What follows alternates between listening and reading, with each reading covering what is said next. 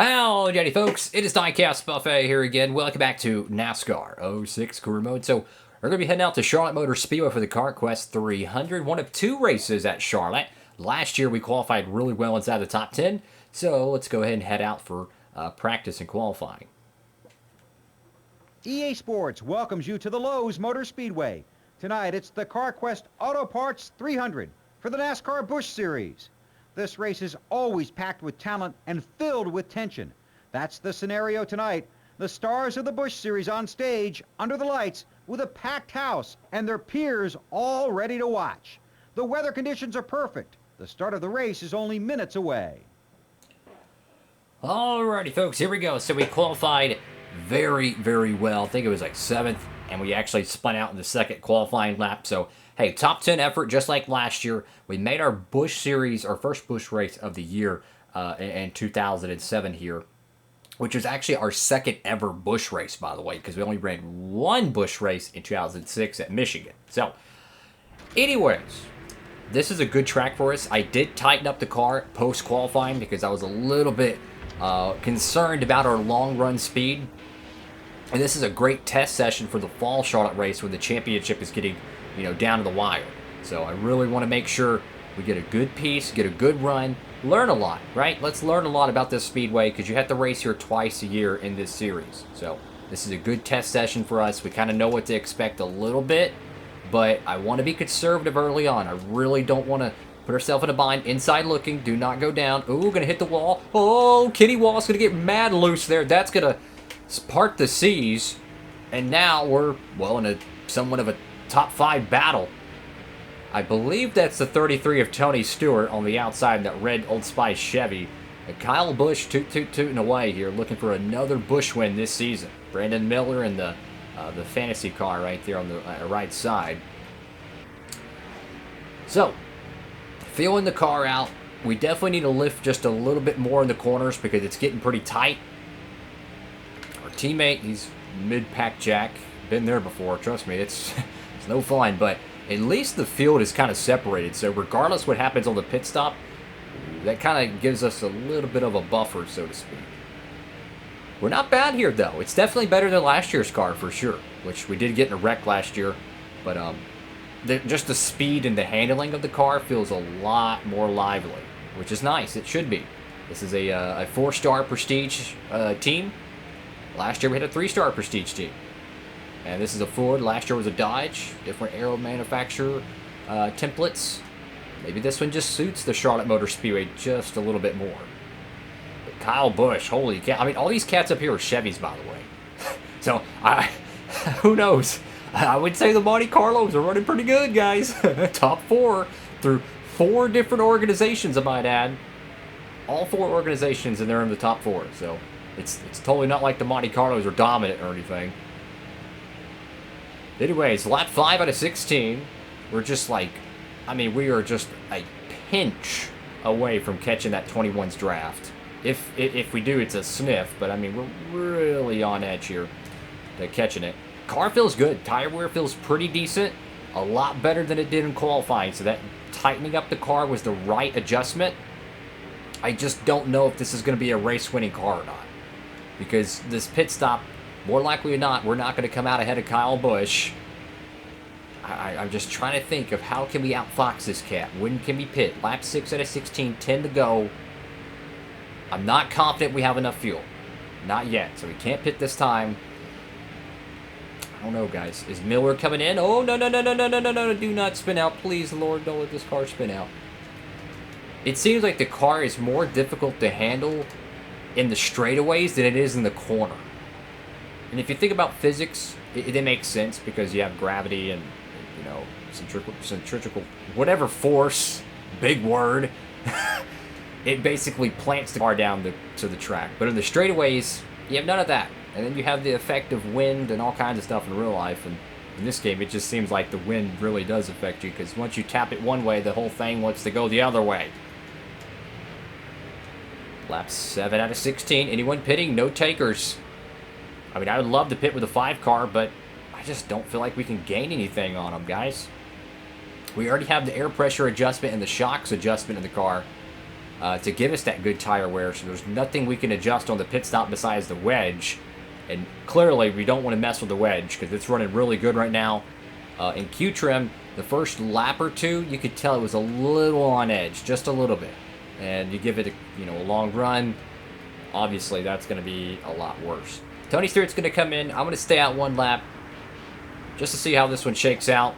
Try something a little bit different. Maybe we catch a lucky caution or something. You're definitely going to have to pit this time, though. My theory is Kyle Busch is probably going to win this race. So if that's the case, do what Kyle Busch does and see, kind of roll the dice. Why not, Let's see. They're coming in. So we're going to have to get really hot on pit road here. We're taking 4 tires, so it's okay. Back up your corner. Check it down. Gun it. Lock it up. Lock it up. All right, gun it. Okay. Gained just a little bit on pit road, not much. It's a very tough transition. How y'all doing out there, fellas? Hopefully we have a good one here, man. I want a top 10 run tonight. Keep the momentum going. We're 8th in points after finishing miserable the first 2 races. Come on, team. We can do it. Come on, come on, come on, come on, come on, come on. Knock on wood. Hope and pray to God we get a good pit stop.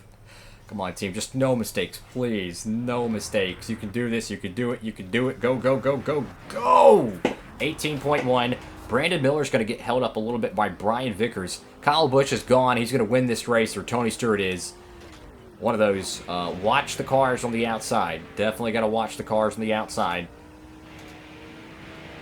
All right. So, we're 11th place right now. Do we have enough oomph left in the car to get in the top 10? Once again, pit stops are absolutely horrendous in this game, I might add, for our team. Don't want to make contact with the Bobby Labonte. Thank you for lifting there. And Boyer's going to make us really uncomfortable on the inside. Thank you, buddy. I appreciate it. And Bobby Labonte's going to do the same thing naturally. And then we're just going to hit the wall again. 2 wide behind us. Great. And there goes our top 10 run. It's okay. We'll just keep digging. Mark Martin on the inside here. Nope. He's not close enough yet. Teammates behind us, though. Too bad we're not at a plate track. I'd tell them to follow us. Maybe we could do something. It just sucks knowing that every time we go on pit road, no matter what we do, no matter how the car handles, the pit crew absolutely fails us. And the only way you could upgrade the pit crew in this game is you have to buy the team. I mean, hypothetically, you could buy the team, upgrade the pit crew, and then just sell it and just drive, as a contract. You could do that.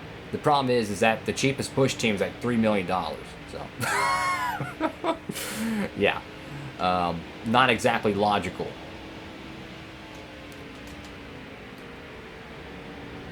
Come on, come on, come on.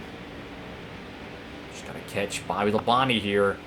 I mean, there's 3 cars, and they're within a drafting distance, but it's so hard to pass in this game compared to NASCAR 04. Like, if you have a car that's better than everyone, you could run them down. But in this game, it's so difficult to pass.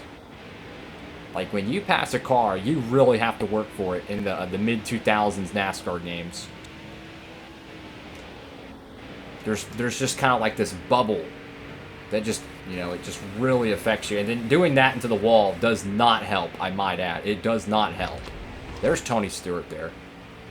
I must be thinking about the 133 car, not the 33 car Stewart. So, yeah. This one just kind of get away from us here, unfortunately.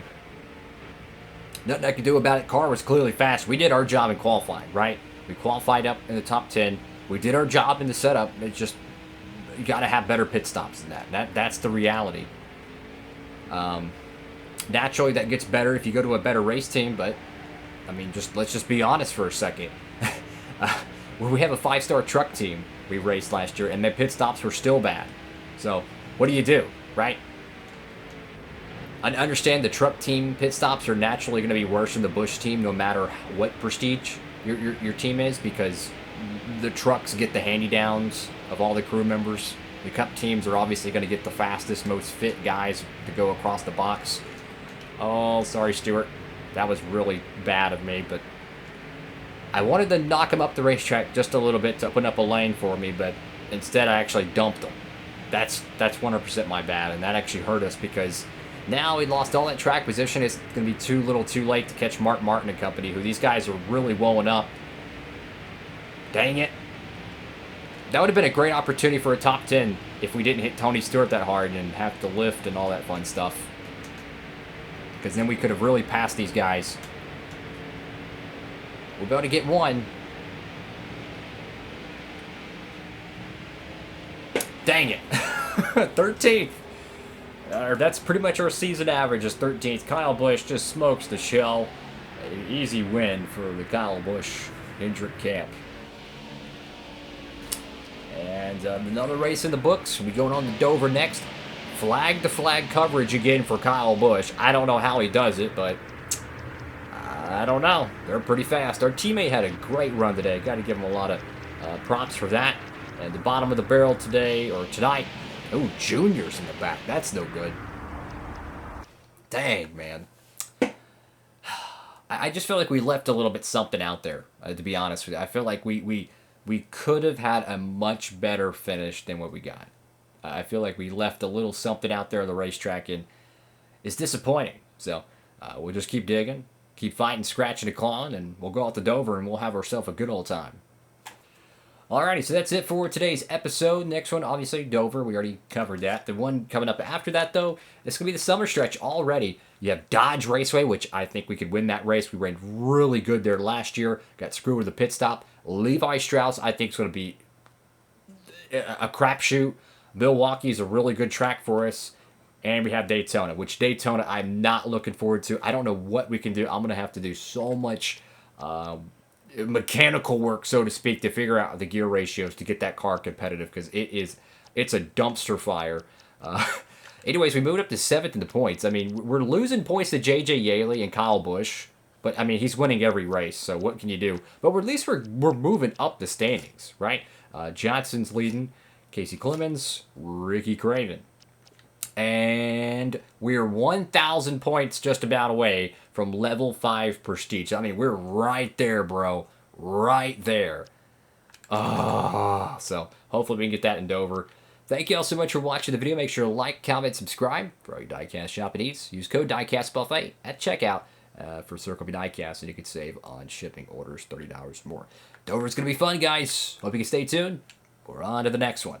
A lot of racing left in this season, guys. Diecast Buffet signing off.